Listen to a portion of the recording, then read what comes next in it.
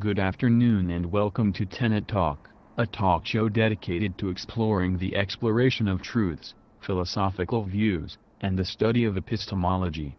My name is Tommy Kuhn and I am your host for the next hour. Today we have four special guests who will be tested on their knowledge of the famous philosophical perspective intermodernism. These guests don't know this now, but the world-renowned nursing philosopher, Dr. Pamela Reed, sent them to this show to prepare them for their comprehensive exams. Let's see how well they do today. Let's meet our first guest, a third-year doctoral student at the University of Arizona, Sue Renz. Welcome, Sue.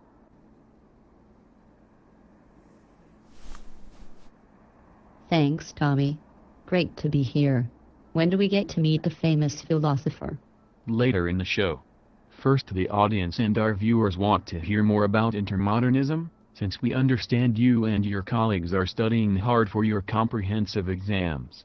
Oh my, well yes, I have been studying but am not really sure I understand all of this philosophy stuff. Give it a try. Here we go. Sue, can you tell us a little about intermodernism and how this applies to nursing science? Oh, tough question, but here goes. Really, the person you should be interviewing is Dr. Pam Reed, since she discovered this new movement in the philosophy of science and coined the term intermodernism in 2011. She developed this philosophy to explain something between different modern views, and a pluralistic view that draws from other various philosophical views.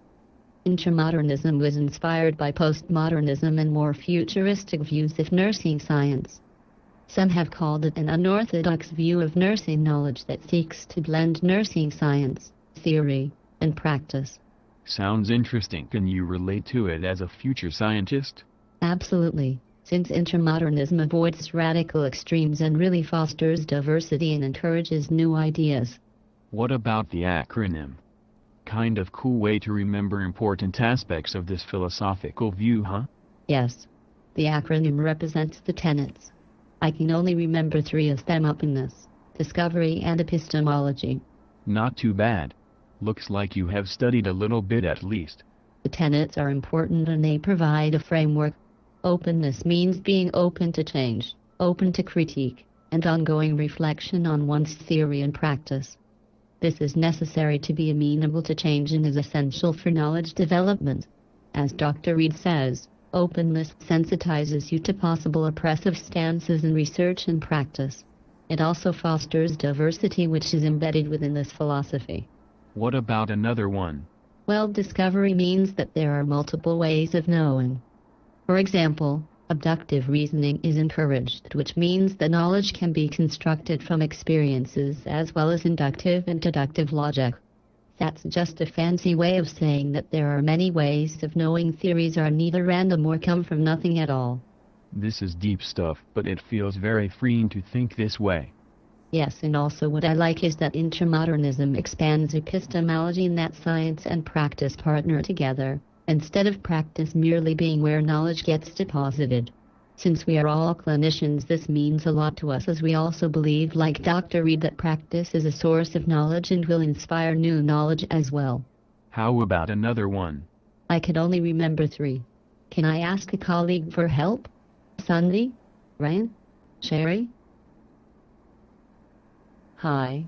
I would be happy to come and expound upon Sue's known tenets of intermodernism. Excellent. And your name, please? Oh, sorry, my name is Sherry Lawson and I'm a classmate of Sue.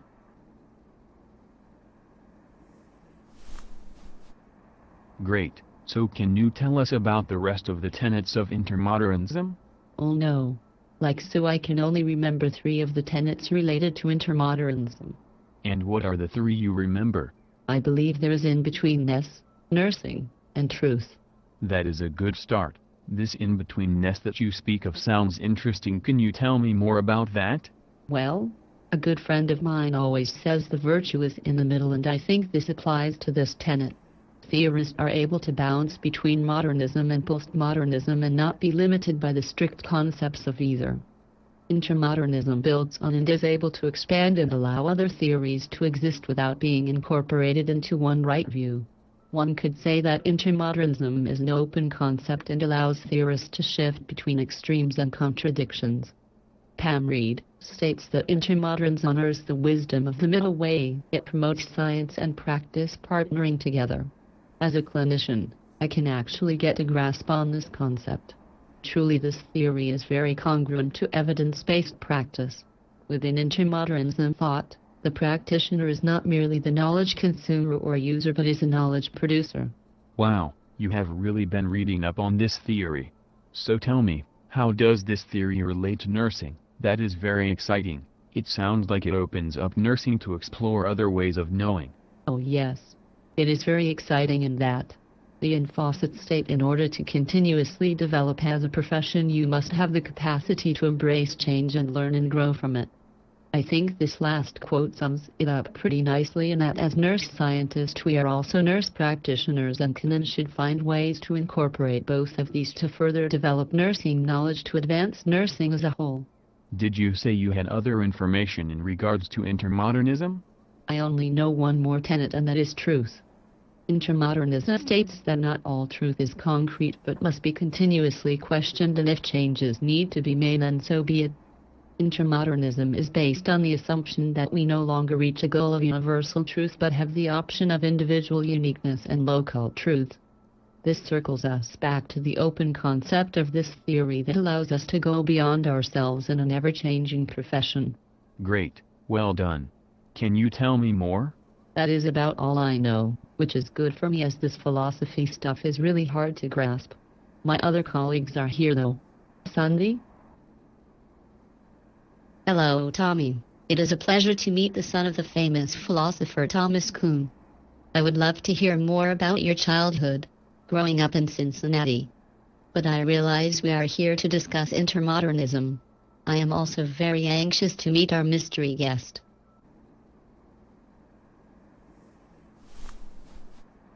Well, thank you Sandy for asking about my father. I do recall many conversations with him as a child about innovative puzzle solving, revolutions and paradigms. It took me a while to figure out that the puzzles were really ways of thinking and knowing. The revolutions involved new ways of thinking or viewing, what we now call paradigm shifts, and the paradigms were not two dimes. But enough about me. Tell me which of the tenets of intermodernism you have explored.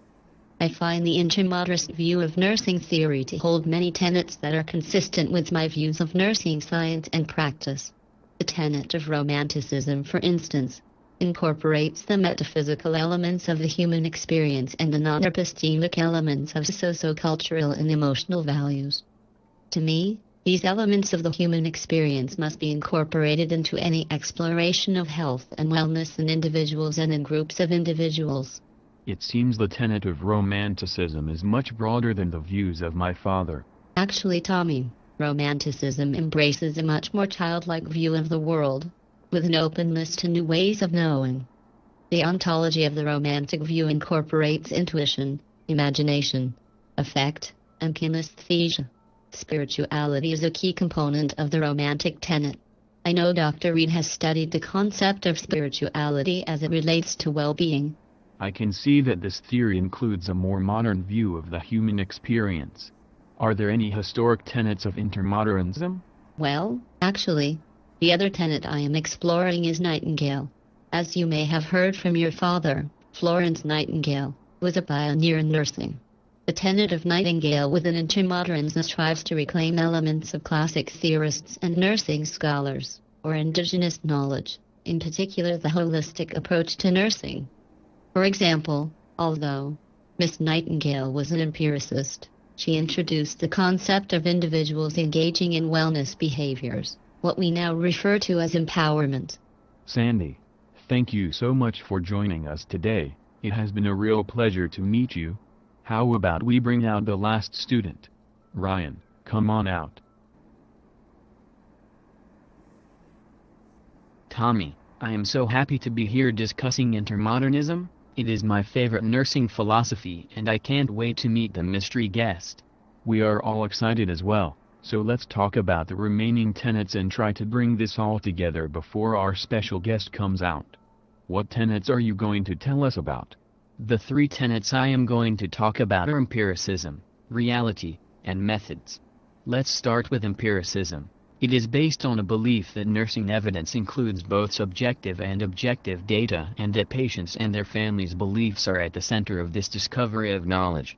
It also states that there are many pieces that provide that knowledge, including humans, non-humans, and combinations of both. That is great to think that patients and families' beliefs can be such a big part of knowledge discovery. Let's talk about the next tenet, reality. This tenet states that reality is formed and developed through the experiences and interactions that a practitioner has with healthcare and the building of their knowledge. That really makes sense, that a part of the philosophy is built from the experiences that practitioners have throughout time within the healthcare setting. Can we hear a little bit about the last tenet you mentioned, methods? Sure, Tommy. Methods recognizes that science can be both messy and systematic, and that both are a part of knowledge building within nursing practice. So, now that we have learned about all the tenets of intermodernism, it is really starting to fit together and make sense. Sue had mentioned earlier about an acronym. Can you tell me about that? Absolutely, Tommy. Dr. Reed in her infinite wisdom created the acronym Intermodern to help us remember the tenets of intermodernism. I stands for in-betweenness, N for nursing, T for truth, E for empiricism, R for reality, M for methods, O for openness, D for discovery, E for epistemology, R for romanticism, and N for nightingale. Now that we have all talked about each one of these tenets, the acronym should make it easier to remember them. That sure does make it easier to remember and to bring our understanding of this philosophy all together. Well, audience and viewers, I have to say that I was impressed by the 4 students and their degree of preparation for the show. I would say they are in good shape for their comps. Now, for my favorite part of the show, let me introduce our special guest, a world-renowned nursing philosopher from the University of Arizona, Dr. Pam Reed. Dr. Reed, welcome to our show. Your students can now see you from our special viewing room. Thanks, Tommy. So glad to meet you. Looks like you learned a thing or two today about intermodernism. Yes. Just when I thought my mind could not be stretched any further, these philosophical views as described by your students really made sense to me. I have a greater understanding as to how this philosophy links so beautifully to nursing practice as well. So, how do you think the students did? Did you say they were watching now? If so, I am happy to say that they are in good shape for their comprehensive exams. They have done their homework. I would have to say that is a huge compliment coming from you, Dr. Reed. The students and the larger nursing profession has greatly benefited from your wisdom. Thank you for being here today and for sharing your work with us. Thank you, Tommy. I am off now to write my next chapter of Pam's notes.